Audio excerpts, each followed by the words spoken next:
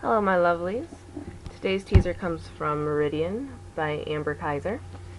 This is from the prologue and my absolute favorite part of the book, so I hope you enjoy it. The first creatures to seek me were the insects.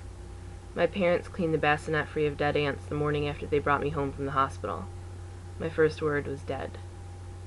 After age 4, when I stepped out of bed one day and popped a giant toad like a water balloon, I never again turned any lights off.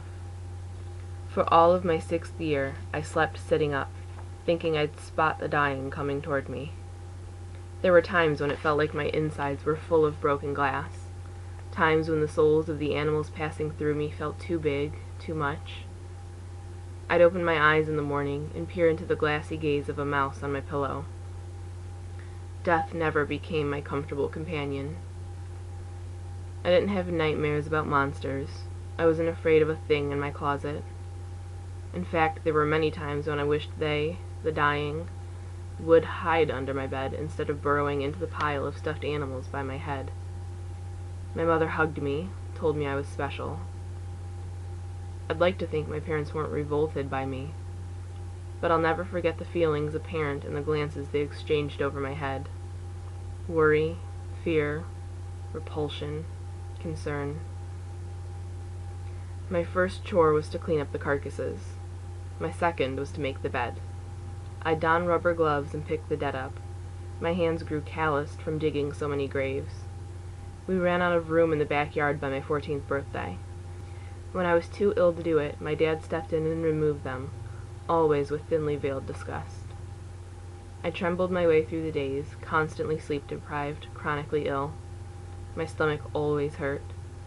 Low-grade headaches constantly thumped a slow tempo. Doctors labeled me as a hypochondriac, or worse. Still, they never found causes for the symptoms. The pain was real, the cause a mystery. They suggested shrinks. Perhaps I was one of those children who required lots of attention. I'd catch my mom staring at me. She often started conversations, only to break off and leave the room. With each moon phase, each month that passed, the animals got bigger. Soon they came not only at night, but during the day as well. At school, kids whispered my nicknames: Reaper, Gravedigger, Witch. Other names I pretended not to hear. Adults ostracized me too. It hurt. As I got older and stopped trying to bond, I came to the same conclusion as everyone else. I was weird. A freak, a sideshow act. When my brother Sam was born, I kept a vigil in his room, intent on cleaning up the dead things before he woke. I focused on making him feel like he wasn't alone, that I understood how scary this world could be. I wouldn't let him suffer my fears. He'd be normal in my eyes. By the time he was a month old, and the only dead venturing near him came because of me, I retreated.